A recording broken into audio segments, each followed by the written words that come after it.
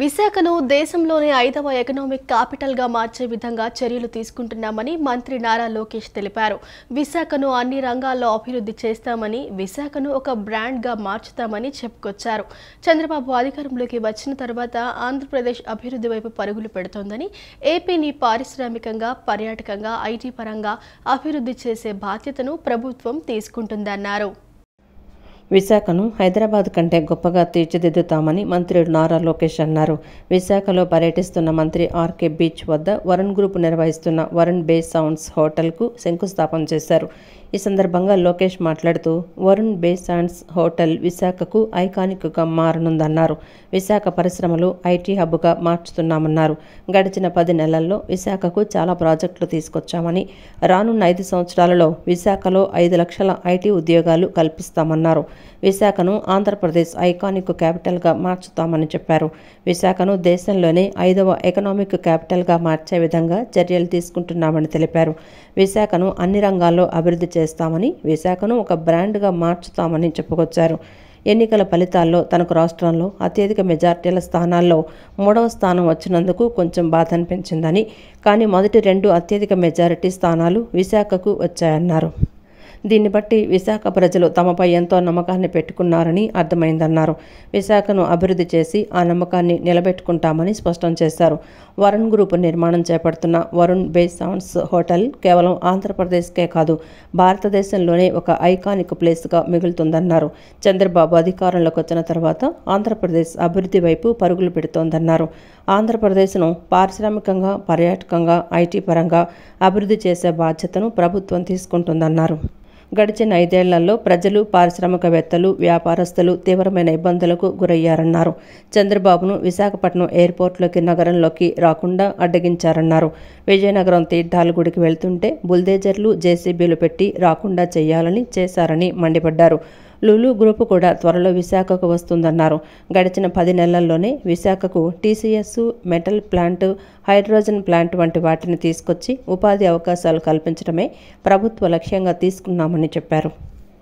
Our Chief Minister keeps saying it's no longer about ease of doing business, it's about its speed of doing business. So I was very lucky when I went to Bombay. Chandra sir was very kind to host us in Bombay House, and after that meeting we were able to move on multiple fronts, including of course the hotel, but Tata Power, TCS, Air India. So substantive progress has been made, and you'll see soon major announcements happening for the state of Andhra Pradesh. So it's really exciting times. It's really exciting for Visakhapatnam and North Andhra.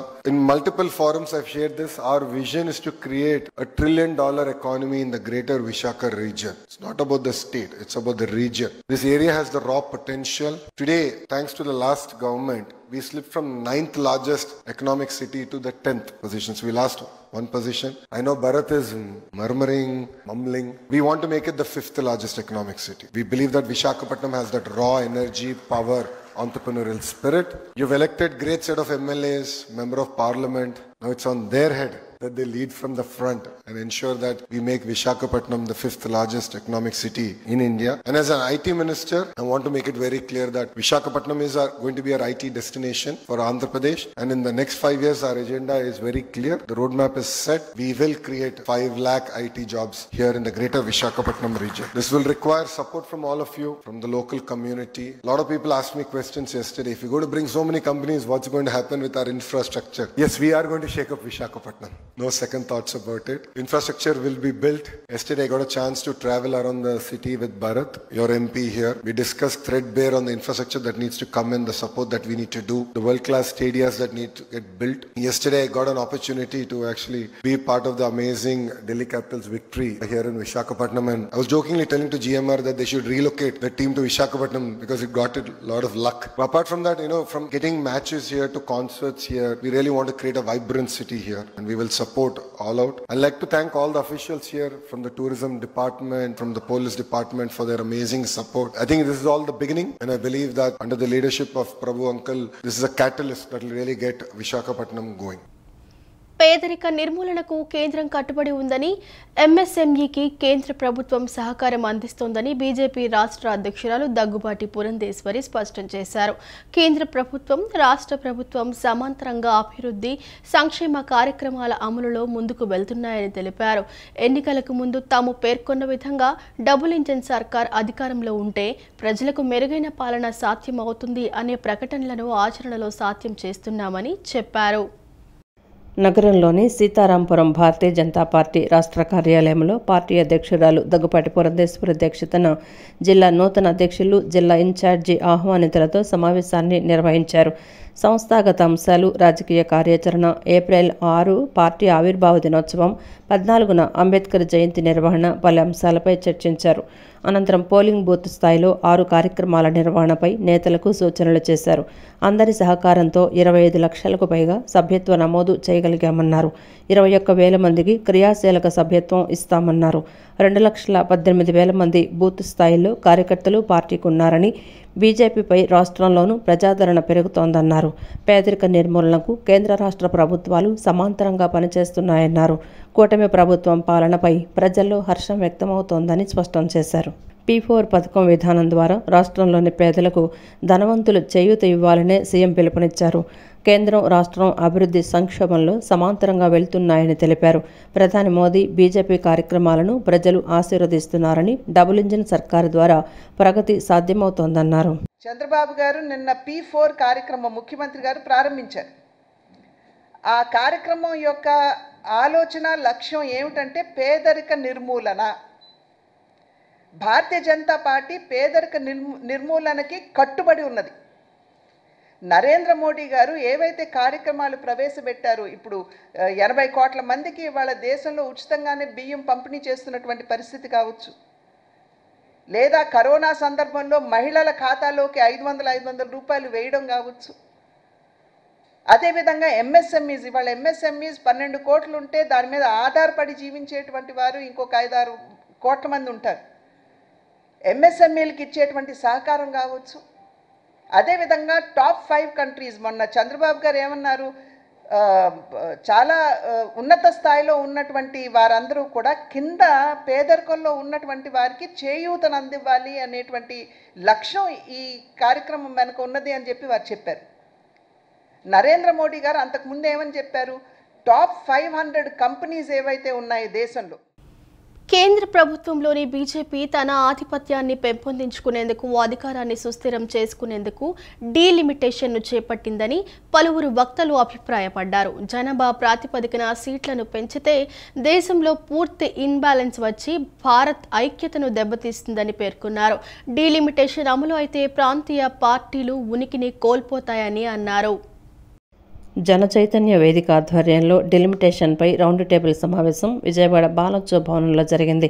జన చైతన్య వేదిక రాష్ట్ర అధ్యక్షులు వల్లంరెడ్డి లక్ష్మణ్ రెడ్డి సభాధ్యక్షతన జరిగిన ఈ కార్యక్రమంలో CPM కార్యదర్శి ఈ Srinivasarao, Congress party అధికార ప్రతినిధి తులసిరెడ్డి, మాజీ మంత్రి వడ్డే శోభనాథరేశ్వరరావు, సిపిఐ రాష్ట్ర ఉప కార్యదర్శి ముప్పాళ్ల నాగేశ్వరరావు, మాజీ శాసన మండలి చైర్మన్ కెఎస్ లక్ష్మణరావు, నగర కాంగ్రెస్ పార్టీ అధ్యక్షుడు నరహర్శెట్టి నరసింహారావు తదితరులు పాల్గొన్నారు. ఈ సమావేశంలో వారు మాట్లాడుతూ బీజేపీ తన అధికారాన్ని, ఆధిపత్యాన్ని సుస్థిరం చేసుకునేందుకు డెలిమిటేషన్ కార్యక్రమాన్ని చేపట్టిందన్నారు. శాసనసభల సీట్లను బట్టి నిష్పత్తి ప్రకారం సీట్లను పెంచాల్సి ఉండగా బీజేపీ ప్రజాభిప్రాయాన్ని పరిగణలోకి తీసుకునే పరిస్థితి కనిపించడం లేదన్నారు. డెలిమిటేషన్కు ఆంధ్రప్రదేశ్ వ్యతిరేకంగా లేదని, రాష్ట్ర ప్రభుత్వం మీద ఒత్తిడి తేవాల్సిన అవసరం ఉందన్నారు. డెలిమిటేషన్ అమలైతే ప్రాంతీయ పార్టీలు ఉనికిని కోల్పోతాయన్నారు. ఆంధ్రప్రదేశ్ అసెంబ్లీలో డెలిమిటేషన్కి వ్యతిరేకంగా తీర్మానం చేసి కేంద్రానికి పంపాలన్నారు. ఆంధ్రప్రదేశ్లో ప్రజాప్రతినిధులకు, పార్టీలకు ఈడీ, సిబిఐ భయం పట్టుకుందన్నారు. రాష్ట్రాలకు నిధులు కేటాయింపుల్లో దక్షిణాది రాష్ట్రాలకు అన్యాయం జరుగుతుందన్నారు. డెలిమిటేషన్ ద్వారా ఉత్తర భారత ఆధిపత్యాన్ని పెంపొందించే కుట్రపూరిత ప్రయత్నం కేంద్రం చేస్తోందన్నారు. ప్రభుత్వం రాష్ట్రంలోని అఖిలపక్షాల అభిప్రాయాన్ని తీసుకోవాలని, అసెంబ్లీలో డెలిమిటేషన్కు వ్యతిరేకంగా తీర్మానం చేసి కేంద్రానికి పంపాలన్నారు. తమిళనాడు, కర్ణాటక, ఆంధ్రప్రదేశ్, తెలంగాణ, అట్లాగే కేరళ, ఈ 5 రాష్ట్రాలు కూడా సీట్లు పెరుగుదలలో నష్టపోయేటటువంటి పరిస్థితి ఉంది. అందుకని ఇప్పుడు డిమాండ్ ఏంటంటే ఈ డీలిమిటేషన్ జనాభా ఆధారంగా కాకుండా, పెరిగిన జనాభా ఆధారంగా కాకుండా నిష్పత్తి ఆధారంగా, పాత సీట్ల నిష్పత్తి ఆధారంగా పెంచాలని ఒక డిమాండ్ ఇప్పుడు వస్తుంది. లేకపోయినట్లే పెంచకుండా మరోసారి రాజ్యాంగ సవరణ చేయాలనే డిమాండ్ కూడా వస్తూ ఉంది. ఏదేమైనా సరే దక్షిణాది రాష్ట్రాలకు అన్యాయం జరిగితే ఇది మరొక రాజకీయ అనైక్యతకి దారితీసే ప్రమాదం ఉంది. కాబట్టి డీలిమిటేషన్ మీద కేంద్ర ప్రభుత్వం అందరి అభిప్రాయాల్ని ప్రజాస్వామ్యతంగా తీసుకుని దక్షిణాది రాష్ట్రాలకు కూడా న్యాయం జరిగే విధంగా చేయాలని 2026లో కొత్త జనాభా లెక్కల సేకరణ చేసి దాని ప్రాతిపదికన మాత్రం లోక్సభ సీట్లు ఇస్తే ఉత్తరప్రదేశ్కి 30 సీట్లు పెరుగుతాయి, బీహార్కి పెరుగుతాయి, మధ్యప్రదేశ్కి పెరుగుతాయి, ఆంధ్రప్రదేశ్కి, తమిళనాడుకి, కర్ణాటకకి, కేరళకి, తెలంగాణకి సీట్లు తగ్గుతాయి. ఇది చాలా విపరీతమైన పరిణామాలకు దారితీస్తుంది. రాజకీయంగా చాలా గందరగోళ పరిస్థితి ఏర్పడుతుంది. దీన్ని నివారించడానికి దేశవ్యాప్తంగా నిపుణులు చర్చించాలని చెప్పని కోరుకుంటున్నాను. లోక్సభ ఏర్పాటు చేయాలనేటువంటి ప్రతిపాదన ముందుకొచ్చింది. ఇది తీవ్రమైనటువంటి చర్చనీయాంశంగా మారింది. స్థానాలు పెంచడానికి పెద్ద ఎవరు వ్యతిరేకించాల్సిన అవసరం లేదు. కానీ ఏ ప్రాతిపదిక మీద పెంచాలి అన్నప్పుడు జనాభా ప్రాతిపదిక మీద పెంచాలని కేంద్రం చేస్తున్నటువంటి ప్రయత్నాలు ఇవి భారతదేశ అనైక్యతకు దారితీస్తాయి. గత 30-40 సంవత్సరాలుగా మన దక్షిణాది రాష్ట్రాలు, ప్రత్యేకించి ఆంధ్రప్రదేశ్ కుటుంబ నియంత్రణని చాలా సమర్థవంతంగా అమలు చేసి జనాభాను నిరోధించగలిగింది. ఈ జనాభా నియంత్రణే అభివృద్ధికి మూలమని ఆ రోజు చెప్పారు. ఈరోజు ఆ జనాభా తగ్గించడం ఒక పనిష్మెంట్గా పార్లమెంట్లో ఆంధ్రప్రదేశ్ యొక్క ప్రాతినిధ్యం 6 నుండి 8 స్థానాలకు తగ్గిపోయేటువంటి ప్రమాదం కనిపిస్తుంది. ఇప్పుడు 33 అవుతాయి. అదేవిధంగా యూపీకి 33% పెరుగుతాయి, తమిళనాడుకు 33% పెరుగుతాయి. అప్పుడు ఎవరికి ఇబ్బంది ఉండదు. కాబట్టి ఈ కోణంలో ఆలోచించకుండా కేవలం జనాభా ఆధారంగా లోక్సభ సభ్యుల సంఖ్య పెంచాలనుకుంటే దక్షిణాది రాష్ట్రాలు నష్టపోతాయి. కుటుంబ నియంత్రణ సమర్థవంతంగా నిర్వహించని ఉత్తరప్రదేశ్, బీహారు, మధ్యప్రదేశ్, రాజస్థాన్ అటువంటి రాష్ట్రాలు లాభపడతాయి సంఖ్యలో. ఇది దేశ సమగ్రతకు, సమైక్యతకు ప్రమాదకరం. కాబట్టి మోడీ గారి గవర్నమెంట్ ఆచితూచి అడుగు వేయాల్సిన అవసరం ఉంది. అన్ని పార్టీలతో ఈ యొక్క అఖిలపక్ష మీటింగు, మేధావులతో మీటింగు ఇది ఆషామాషిగా తీసుకోకుండా అందరితో సంప్రదించి ఒక మంచి మార్గాన్ని కనుగొనాలని ఈ రౌండ్ టేబుల్ కాన్ఫరెన్స్ ద్వారా ప్రభుత్వానికి విజ్ఞప్తి చేయబోతున్నాం. వచ్చే రంజాన్ కల్లా ముస్లిం సోదరులకు ఈద్గా స్థలాలను కేటాయించడానికి కూటమి ప్రభుత్వం ఆధ్వర్యంలో కృషి చేస్తామని తూర్పు ఎమ్మెల్యే గద్దె రామ్మోహన్ హామీ ఇచ్చారు. వక్ఫ్ బోర్డు ఆస్తులను పరిరక్షిస్తామని, వక్ఫ్ బోర్డు ఆస్తుల విషయంలో ఆందోళన చెందవలసిన అవసరం లేదని చెప్పారు. తూర్పు నియోజకవర్గంలోని 12వ డివిజన్ జన్మభూమి వంతెన దగ్గర ఈదుల్ ఫితర్ నమాజ్ కార్యక్రమంలో శాసనసభ్యులు గద్దె రామ్మోహన్ పాల్గొన్నారు. ఈ సందర్భంగా ఆయన మాట్లాడుతూ కూటమి ప్రభుత్వం ముస్లింలకిచ్చిన హామీ మేరకు వారు ప్రార్థించుకునేందుకు ఈద్గా స్థలాలను తప్పక కేటాయిస్తుందని, ఇప్పటికే మేనిఫెస్టోలో పెట్టి విజయవంతంగా ప్రణాళికను సిద్ధం చేసిందని చెప్పారు. నారా చంద్రబాబు నాయుడు సారథ్యంలో ముస్లిం సోదరులకు అండగా నిలుస్తామని, వక్ఫ్ బోర్డు ఆస్తుల విషయంలో ఆందోళన చెందవలసిన అవసరం లేదన్నారు. వక్ఫ్ బోర్డు ఆస్తులను కాపాడాల్సిన బాధ్యత మనందరిపై ఉందని, తాము సీఎం చంద్రబాబు దృష్టికి ఈ అంశాన్ని తీసుకువెళ్లి చర్చిస్తామన్నారు. కూటమి ప్రభుత్వం ముస్లిం మైనార్టీలకు ఎప్పుడూ అండగా ఉంటుందని తెలిపారు. ఖచ్చితంగా వచ్చే రంజాన్ కల్లా వీలైతే రానున్న 2 నెలల్లో బక్రీద్ సమయానికే రావాలి మేము ప్రయత్నం చేస్తాం. కనీసం వచ్చే రంజాన్ కల్లా ఆ స్థల సమీకరణ ఇది ఒక దేవుడికి, ఆ దేవుడి యొక్క సహకారంతో, అల్లా సహకారంతో దాన్ని ముస్లిం సోదరులందరికీ గిఫ్ట్గా ఇవ్వాలని చెప్పి నేను, మా సహచర శాసనసభ్యులు బోడే ప్రసాద్ గారు ఇద్దరం ఒక మాట మీద వెళ్ళి ఇద్దరం కలిసికట్టుగా ప్రయత్నం చేసి దాన్ని సాధిస్తామని ప్రగాఢమైన నమ్మకం, ఆ దేవుడు కూడా వారి దయ కోరుతా ఉన్నాం. దానితో పాటు ఇవాళ అత్యవసరమైన ఈ వక్ఫ్ బోర్డు ఆస్తుల గురించి ఆందోళన చెందుతున్న ముస్లిం సోదరులకి మన తరఫున ఈ రాష్ట్రంలో నారా చంద్రబాబు నాయుడు గారి నాయకత్వంలో అలాంటి అన్యాయం జరగకుండా చూడటానికి మేము కూడా వారి దృష్టికి తీసుకువెళ్తాం, వారితో చర్చిస్తాం. వీలైన తొందరగా దాని మీద కూడా ఒక నిర్ణయం తీసుకోవడానికి విధంగా వారితో మాట్లాడుతాం. దాని గురించి కొంచెం అవగాహన చేసుకోవాల్సిన అవసరం కూడా ఉంది. ఎట్టి పరిస్థితుల్లో భారతదేశంలో ఏ మత మనోభావాలను ఇంకో మతం వారు కానీ లేకపోతే వేరే వ్యక్తులు మాకు కించపరిచే అవకాశం లేదు. భారతదేశం ఒక గొప్ప దేశం. అది రాష్ట్ర ప్రభుత్వం కాదు, కేంద్ర మొత్తం భారతదేశంలో ఉన్న సమస్య అది. దాని గురించి కూడా వారు ముఖ్యమంత్రి వర్యులతో మాట్లాడి తగు న్యాయం జరిపిస్తానని మాట ఇవ్వడం జరిగింది. వారికి మా అందరు ముస్లిం సోదరుల తరఫున మా ఎమ్మెల్యే గారికి ధన్యవాదాలు తెలుపుతూ, మా అండదండలు, మా దువాలు ఎప్పుడు మీకు ఉంటాయి, మీరు ఆరోగ్యంగా ఉంటారు, మీ ఆరోగ్యంలో ఎలాంటి ఇబ్బంది ఉండదని మేము అల్లాహ్తో దువా చేస్తున్నాము. మీ ఆరోగ్యంగా ఉంటేనే మీరు మా సమస్యలు పరిష్కరించగలరు. మీ ఆరోగ్యం కోసం మేము అందరం దువా చేస్తున్నాము. మీరు మా సమస్యలు పరిష్కరించి మనల్ని పొంది చిరకాలంగా మా గుండెల్లో సార్థకమైన స్థానం కల్పించుకుంటారని నేను ఆశిస్తున్నాను. ముస్లిం మైనారిటీల సంక్షేమానికి రాష్ట్ర ప్రభుత్వం కట్టుబడి ఉందని ప్రభుత్వ విప్ ఎమ్మెల్యే బోండా ఉమా మహేశ్వరరావు అన్నారు. రంజాన్ పర్వదినాన్ని పురస్కరించుకుని ముస్లిం మైనారిటీలకు మైనారిటీ కార్పొరేషన్ ద్వారా సబ్సిడీ రుణాలు అందించే కార్యక్రమానికి ప్రభుత్వం శ్రీకారం చుడుతోందన్నారు. టీడీపీ ప్రభుత్వం మైనారిటీ పక్షపాత ప్రభుత్వమని అన్నారు.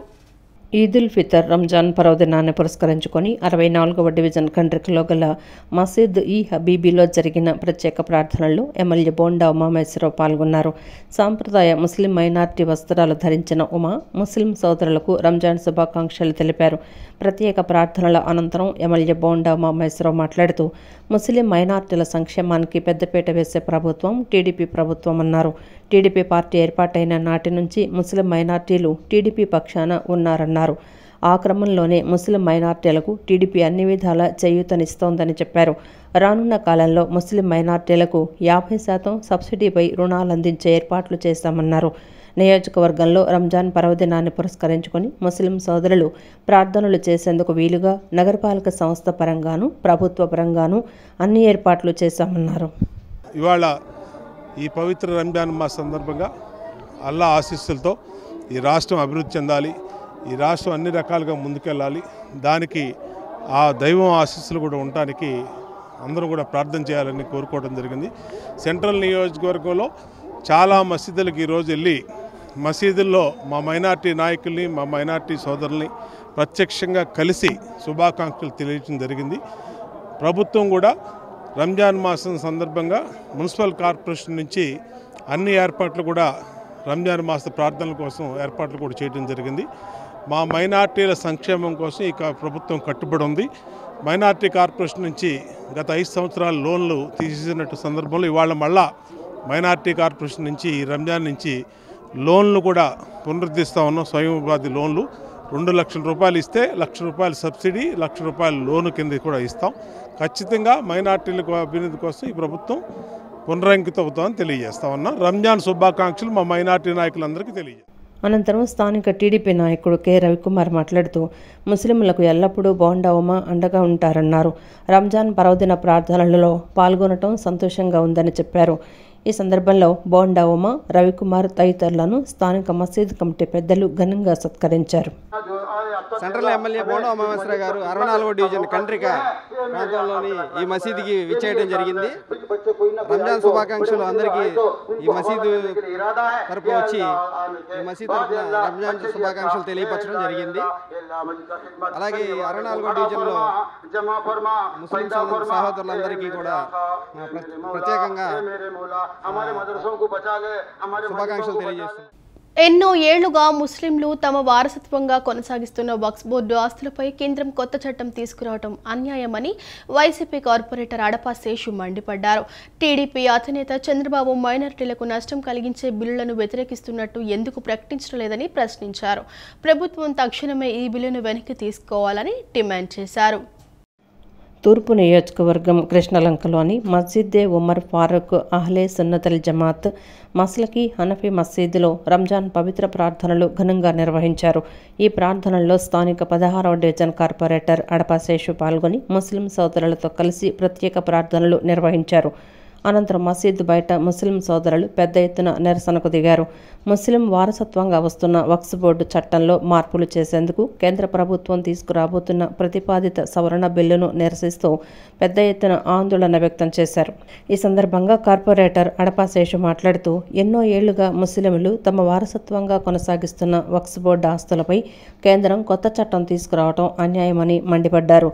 మైనార్టీల కోసం ఆంధ్రప్రదేశ్ మాజీ ముఖ్యమంత్రి వైఎస్ రాజశేఖర రెడ్డి, వైఎస్ జగన్మోహన్ రెడ్డి విశేష కృషి చేశారని పేర్కొన్నారు. టీడీపీ అధినేత చంద్రబాబు మైనార్టీలకు నష్టం కలిగించే బిల్లులను వ్యతిరేకిస్తున్నట్లు ఎందుకు ప్రకటించడం లేదని ప్రశ్నించారు. ప్రభుత్వం తక్షణమే ఈ బిల్లును వెనక్కు తీసుకోవాలని డిమాండ్ చేశారు.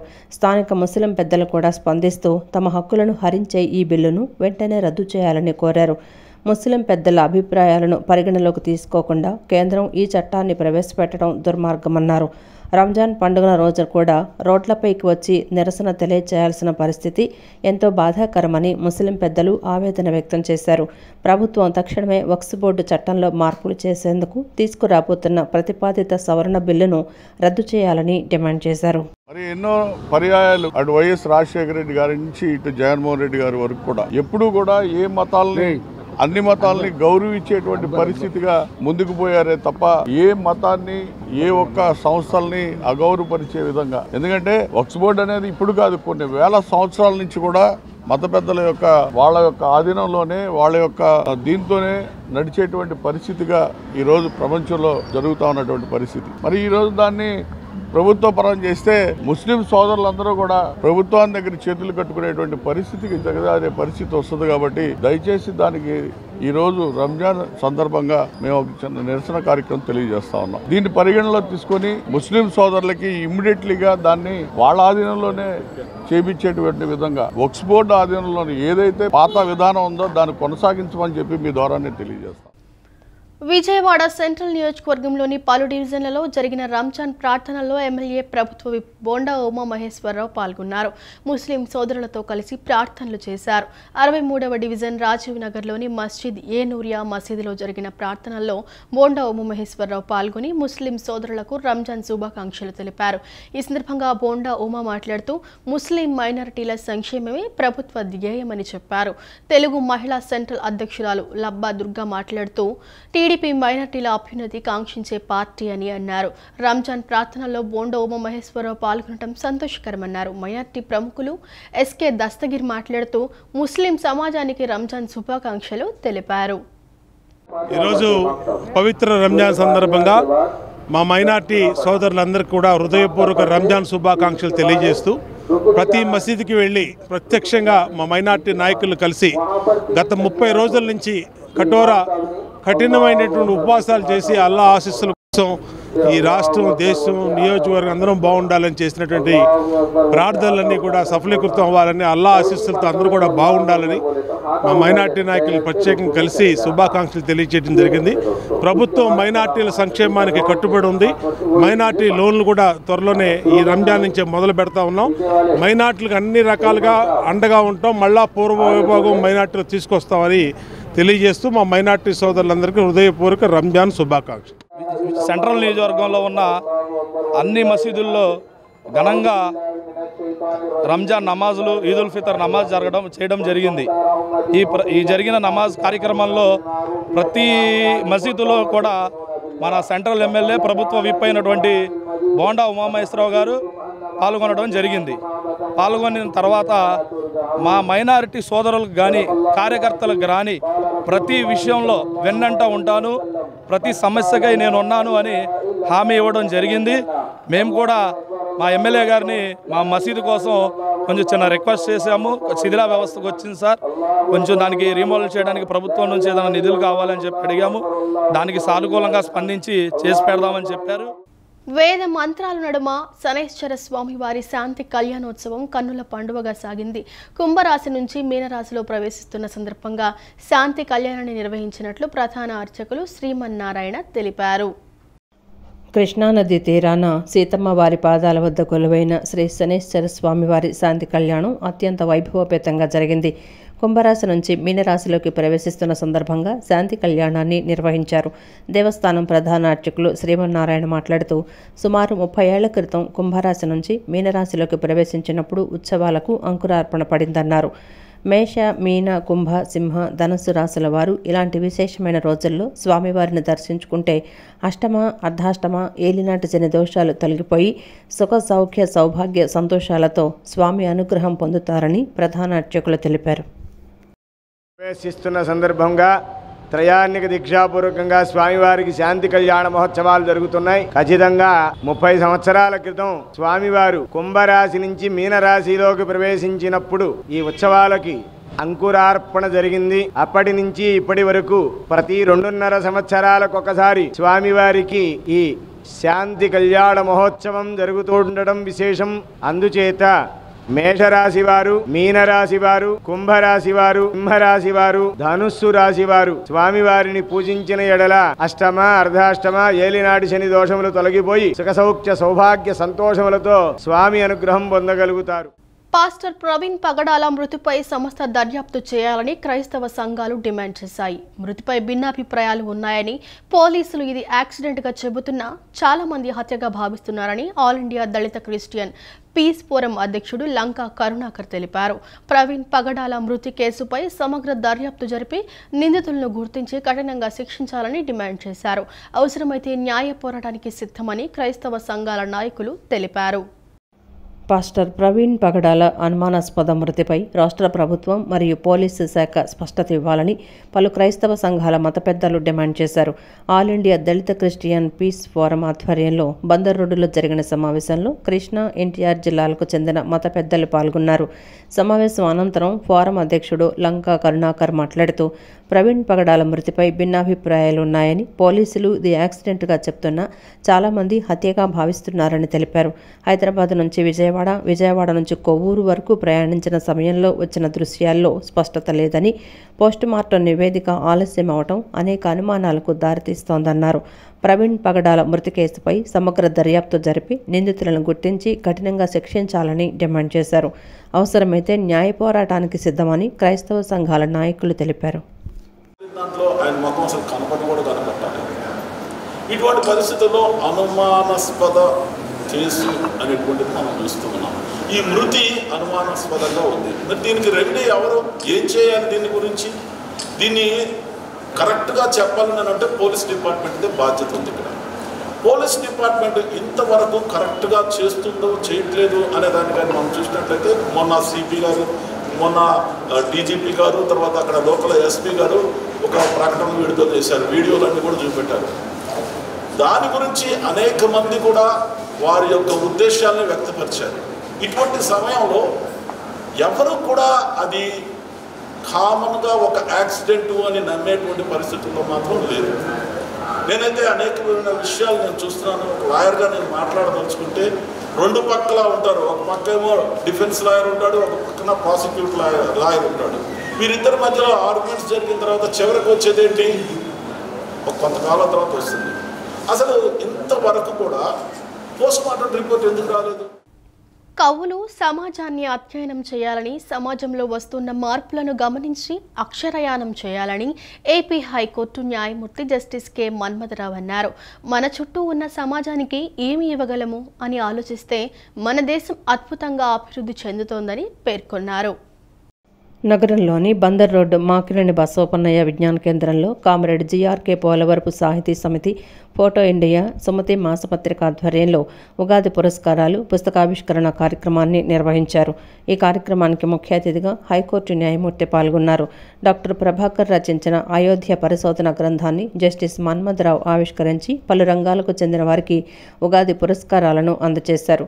సుమతి మాసపత్రిక నిర్వహించిన వివిధ పోటీల్లో విజేతలైన వారికి పురస్కారాలు అందించారు. ఈ సందర్భంగా జస్టిస్ మన్మథరావు మాట్లాడుతూ ప్రతిభకు తగిన గుర్తింపు అవసరమన్నారు. మన చుట్టూ ఉన్న సమాజానికి ఏమి ఇవ్వగలం అని ఆలోచిస్తే మన దేశం అద్భుతంగా అభివృద్ధి చెందుతుందని పేర్కొన్నారు. అలాగే యవ్వనం మనిషి ఒక మనిషిగా సమాజంలో తను ఏం చేయాలి నిలబడడానికి మిగిలే రోజులు 20,000 రోజులు పోతే ఇక మిగిలే రోజులు మనిషి ఏం చేయాలి, తను చదివిన చదువుకి, తను నేర్చుకున్నట్టు తను చుట్టూ ఉన్న సమాజానికి ఏమి ఇవ్వగలగాలి అనేది ఆలోచించగలిగితే మిగిలిన రోజుల్లో నిజంగా ఈ సేవలన్నింటినీ చూసిన క్రమంలో ఇది అద్భుతం కాదా, ఈ దేశం మాకేమిచ్చింది అని ప్రశ్నించుకునే ముందు ఈ దేశానికి నేను ఇవ్వగలుగుతున్నాను, ఈ దేశంలో పుట్టినందుకు, భారతదేశాన్ని ఇంత గొప్పగా చెప్పుకుంటున్నాం మనం, ఈ దేశానికి మనం ఏమి ఇవ్వగలం, ఈ దేశంలో పుట్టాం, చదువుకున్నాం, ఇక్కడ పరిస్థితులని ఆకలింపు చేసుకున్నాం, దేశ విదేశాలకు వెళ్ళిపోవటమైనా, దేశాన్ని వదిలి విదేశాలకు వెళ్ళిపోవటమైనా అంతిమంగా లక్ష్యం అని అనుకునే రోజుల్ని మనం చూస్తున్న క్రమంలో మరి మిమ్మల్ని అందరినీ ఇక్కడ చూసిన ఈ క్రమాన్ని ఉంటే ఎక్కడో లేని ఒక ధైర్యం, ఇంకా ఈ దేశంలో ఉన్నారు, అందుకే ఇలాంటి సేవలు ఉన్నాయి అని ఒక దీపాన్ని వెలిగించి మనందరికీ ఆ దీపం వెలుగులో వీరున్నారు చూడండి అని మన ముందు ఈ సంస్థల వారు మన ముందు ఉంచిన పరిస్థితి. విజయవాడ ఎంబీవీకే భవన్లో జాషువా సాంస్కృతిక కళావేదిక ఆధ్వర్యంలో ప్రకృతి కావ్యం పేరిట నృత్య రూపకం నిర్వహించారు. పాపులర్ షూ మార్ట్ అధినేత చుక్కపల్లి అరుణ్ కుమార్ ముఖ్య అతిథిగా పాల్గొని కార్యక్రమాన్ని ప్రారంభించారు. వివిధ కళాకారులు ప్రదర్శించిన నృత్య రూపకాలు అలరించాయి. 2 రోజుల పాటు ఈ కార్యక్రమాన్ని నిర్వహించారు. ఈ వార్తలు ఇంతటితో సమాప్తం. సిటీ న్యూస్ ప్రేక్షకులకు మరోసారి రంజాన్ శుభాకాంక్షలు.